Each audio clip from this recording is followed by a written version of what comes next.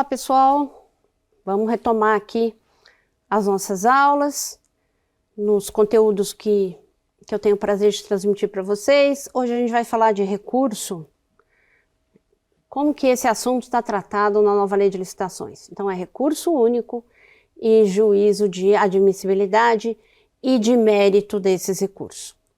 Este assunto, ele vem disposto lá no artigo 164, em diante, né? É o capítulo 2, impugnações dos pedidos de esclarecimentos e dos recursos. Mas o que me compete falar para vocês hoje são os recursos. O artigo 165, ele guarda similaridade, vamos dizer assim, com o artigo 109 da Lei 8.666, mas também há, dentro da legislação federal de pregão, enfim, dentro da Lei do Pregão 10.520, mais especificamente, os recursos do pregão eletrônico, né? Os recursos daquele procedimento. O que diz esse artigo 165? Então, ele divide em recurso, inciso 1, como a Lei 8.666 fazia, que é o recurso hierárquico, e o inciso 2 desse artigo 165, o pedido de reconsideração. Estão lembrados do pedido de reconsideração da Lei 8.666? Estão lembrados disso? Veja, a gente tem na Lei 8.666 ainda o recurso hierárquico e a representação e o pedido de reconsideração, sendo que a representação, ela vale para os casos em que não cabe recurso hierárquico. Mas o que é recurso, né, em primeiro lugar? O que é recurso? O recurso é a possibilidade que se dá ao licitante, que é parte no processo licitatório, de contradizer, de contrariar, de contraditar, né, aquela decisão que foi adotada e que, segundo ele, não está de acordo com a sua expectativa. Evidentemente que não é porque a comissão tomou ou adotou alguma decisão de mérito que o licitante não está concordando, que ele vai recorrer. O que na verdade, ele até recorre das decisões em que cabe aí um mérito, né, uma análise de méritos de ato administrativo, mas o que a gente tem que atentar é que tanto a comissão de licitação, agora a comissão de contratação, como o agente de contratação, que é o pregoeiro, ou outros agentes de contratação que não o pregoeiro, porque o pregão, né, o pregoeiro é um dos agentes de contratação. Muito bem, eles têm que tomar uma decisão baseada na legislação. Então não há, assim, uma discricionariedade total. Aliás, ela já não existe mais, como antigamente, essa discricionariedade total, principalmente num procedimento licitatório, que ainda é um procedimento formal, até para assegurar a igualdade entre todos. Então, é um procedimento extremamente formal o da licitação. Muito bem, então, se nós temos o pedido de reconsideração na Lei 8.666, no artigo 109, como aquele recurso para aplicação da declaração de inidoneidade, quando o licitante é apenado, né, com a declaração de inidoneidade, ele pode recorrer aí no prazo de 10 dias úteis. Na nova lei de licitação, o pedido de reconsideração, ele entra em outro contexto, ele entra no contexto da própria representação da Lei 8.666, ou seja, quando não cabe um recurso hierárquico ou recurso próprio a que se refere aí o inciso 1 do artigo 65. A representação, a gente fica perguntando assim, por que mudar o nome, ou por que abandonar a representação? A representação, na verdade, o nome está dizendo, ela vai representar a autoridade administrativa quando há alguma irregularidade praticada. Então, a Lei 8.666 usou o termo representação, mas o contexto ou o sentido de representação é para apontar irregularidades praticadas e ela não realmente, eu entendo que andou bem aí o legislador da nova lei de licitações ao deixar de lado a palavra representação, porque não é exatamente só nesse contexto de levar ao conhecimento da autoridade irregularidades praticadas, que existe o recurso não hierárquico. Então, retomando, vamos lá. Existe o recurso próprio do inciso 1 e o pedido de reconsideração do inciso 2. Vamos falar de prazo agora. Tanto o recurso hierárquico quanto o pedido de reconsideração, ele é interposto em 3 dias úteis, diferentemente do que prevê a Lei 8.666. Então, são 3 dias úteis, contados da data da intimação ou da publicação, ou da data da intimação, se ela for presencial, se ela for pessoal, naquele momento ali que está ocorrendo a sessão pública, ou da data da lavratura da ata, né? Então, é da intimação ou da lavratura da ata. Essas expressões, aliás, ou esses momentos, também já definidos na legislação anterior. O prazo, como eu disse, mudou em relação à Lei 8.666, que era de 5 dias úteis. Vamos lá. Quais são os atos ou as fases que comportam um recurso em sentido estrito? Primeiro, ato, a linha A, artigo 165.1, a linha A. Ato que defira ou indefira pedido de pré-qualificação, de interessado ou de inscrição no registro cadastral, sua alteração ou cancelamento. B, julgamento das propostas. C, ato de habilitação ou inabilitação da licitante. D, anulação ou revogação da licitação. E E, extinção do contrato quando determinado por ato unilateral e escrito da administração. Então, esses são os 5 casos em que cabe um recurso hierárquico. Veja, este recurso hierárquico, tanto o recurso hierárquico quanto o pedido de reconsideração, eles têm, quando interpostos, eles dão um efeito suspensivo, quer dizer, eles já vêm carregados de um efeito suspensivo, o que não era exatamente a ótica da legislação anterior. Então, na legislação 8.666, o efeito suspensivo era só para a fase da habilitação, o recurso na fase de habilitação e o recurso na fase de julgamento das propostas. E, diferentemente agora da nova lei de licitações, o prazo ele é de 3 dias úteis, que é aquele prazo lá do pregão. Em que momento o recurso é interposto? Já foi falado nas aulas anteriores que o procedimento ele é o eletrônico e que as fases elas seguem o que está previsto na própria legislação do pregão. Ou seja, primeiro o julgamento das propostas e depois a habilitação. Então, esta é a sequência que a gente adota agora, que vai passar a adotar, e para quem já está fazendo licitação, na nova lei de licitações. Pode inverter, quer dizer, pode colocar a habilitação antes da fase das propostas, exatamente como a lei 8.666 estabelece? Sim, pode, mas tem que justificar. Tem que justificar por que a habilitação primeiro e por que depois nós teremos a fase de julgamento das propostas. Por que manter o que a lei 8.666 prevê?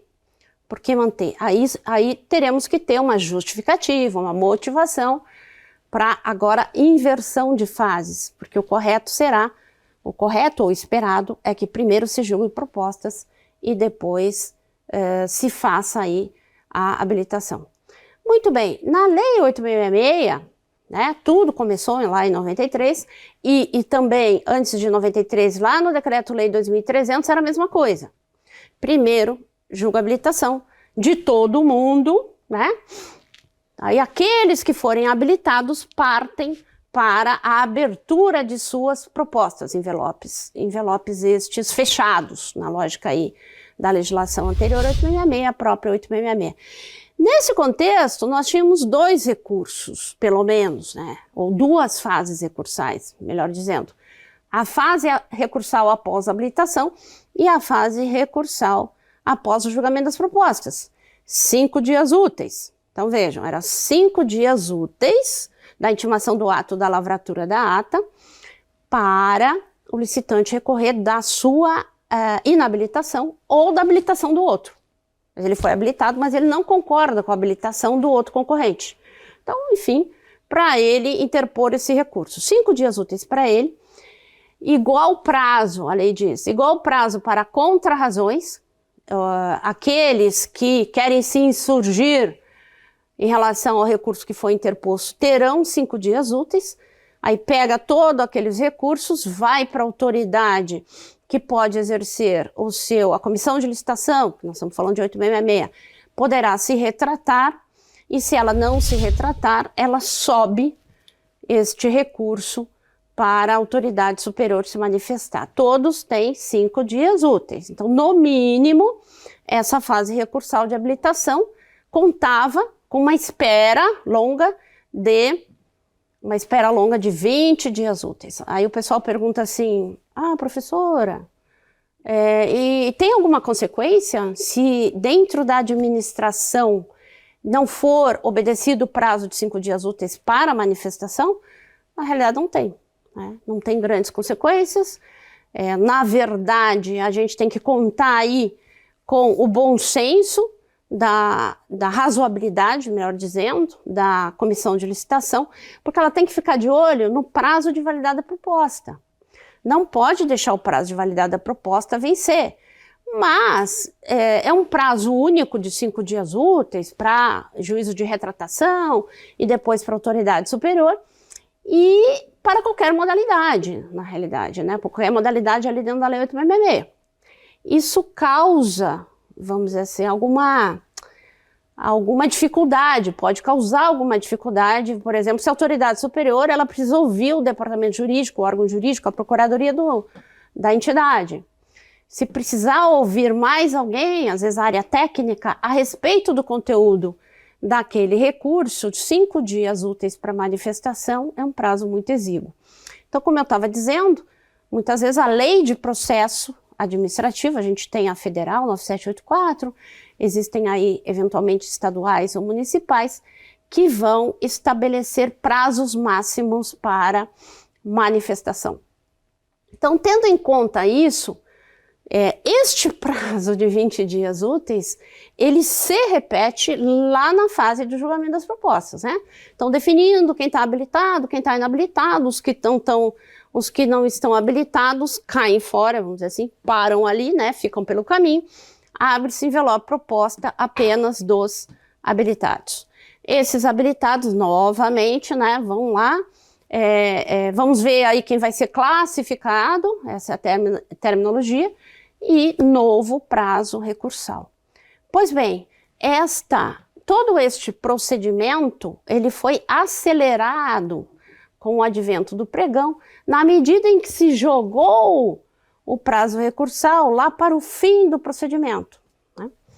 Ou seja, as propostas são definidas, quer dizer, há lances, proposta escrita, lances, define-se quem está classificado provisoriamente em primeiro lugar, classificado provisoriamente em primeiro lugar, terá o seu envelope habilitação aberto. Então, a habilitação, ela é verificada apenas daquele licitante que foi classificado em primeiro lugar.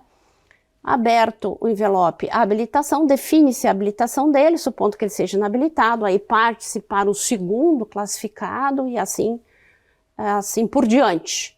Muito bem, após essa habilitação é que vem o prazo recursal, que é o prazo recursal único. Pessoal, o pregão, ele não prevê o recurso do recurso. E há a legislação do pregão, há uma certa desconformidade, né, em alguns órgãos que admitem o recurso do recurso dentro do pregão, mas a legislação do pregão, de fato, ela não prevê o recurso do recurso, ela prevê apenas o recurso e as contrarrazões. E este recurso, esta lógica recursal do pregão que foi trazida para dentro da Lei 14.133, ela, obviamente, ela tem umas nuances que a gente vai falar a partir de agora, na medida e na situação em que a habilitação ela anteceder excepcionalmente o julgamento das propostas. Então há uma discussão doutrinária já, eu tenho acompanhado os colegas que escrevem, a gente troca figurinha, para entender como que fica, se for feita a habilitação primeiro, como que fica a intenção de recorrer, ou a fase recursal. A gente tem que fazer uma fase recursal entre a habilitação e a fase de propostas. Se não fizer, ou seja, se inabilitar algumas empresas, mesma lógica da 8666, e só levar para a fase de lances aquelas empresas que foram habilitadas, e só ao final disso é que se terá um recurso, eu vou ferir o contraditório.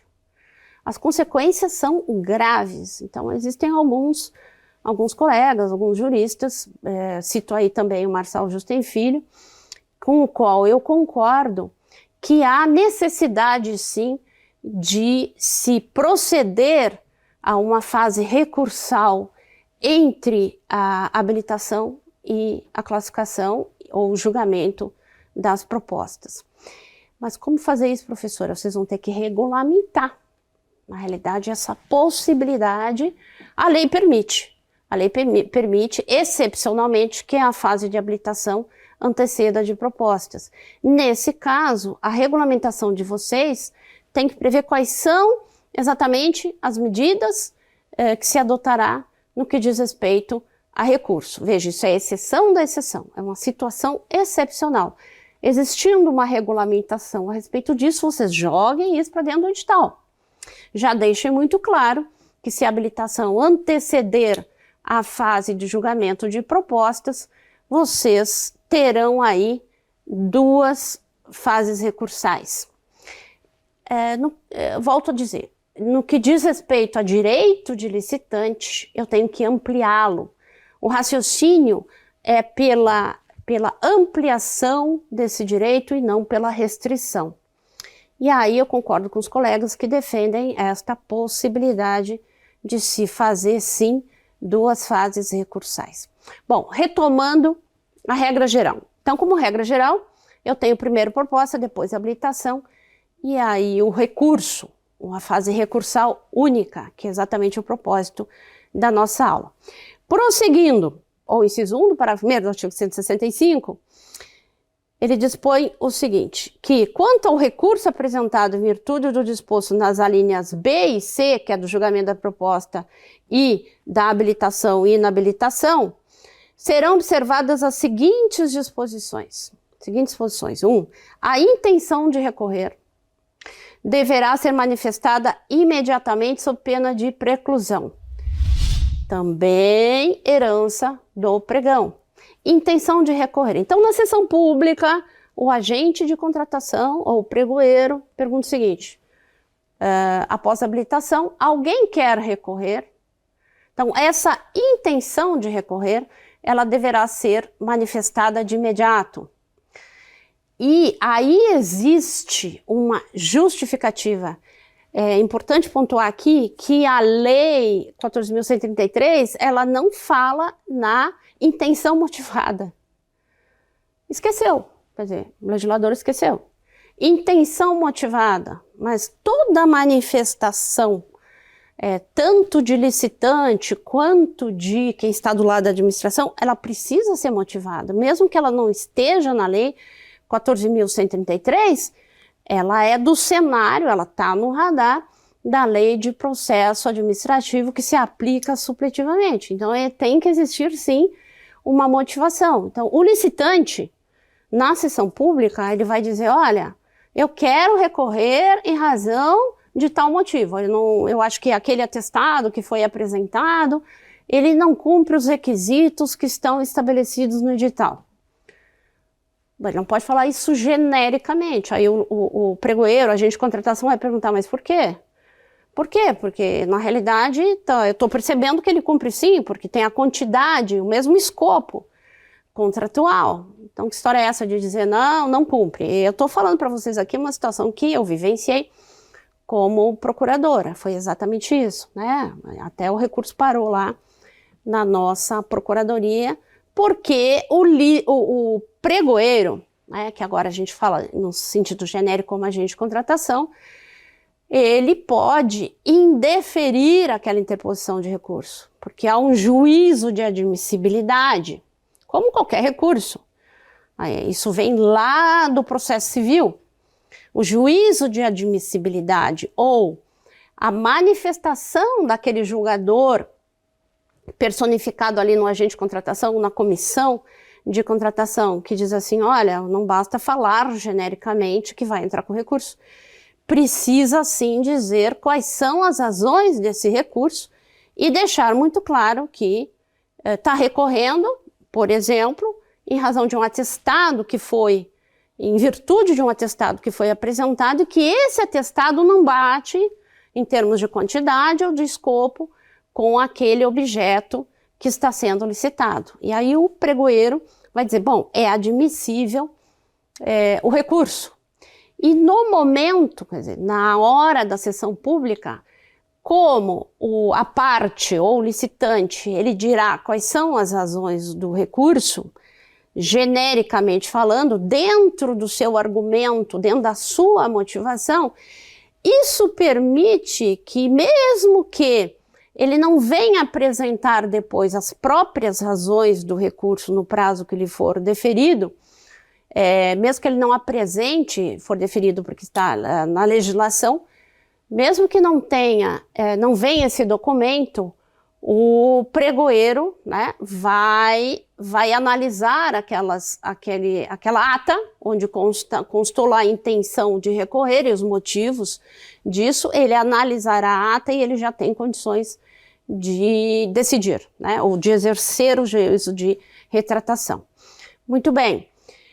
Interposto o recurso, quer dizer, transcorrido o prazo para a apresentação do memorial e das razões recursais, mesmo prazo terá as outras partes, vamos dizer assim, que se sintam afetadas para contrarrazoar. Isso já é praxe para nós dentro de uma licitação, tanto da Lei 8.666 quanto do pregão propriamente dito, em que o prazo de contrarrazões é o mesmo prazo deferido à parte para recorrer.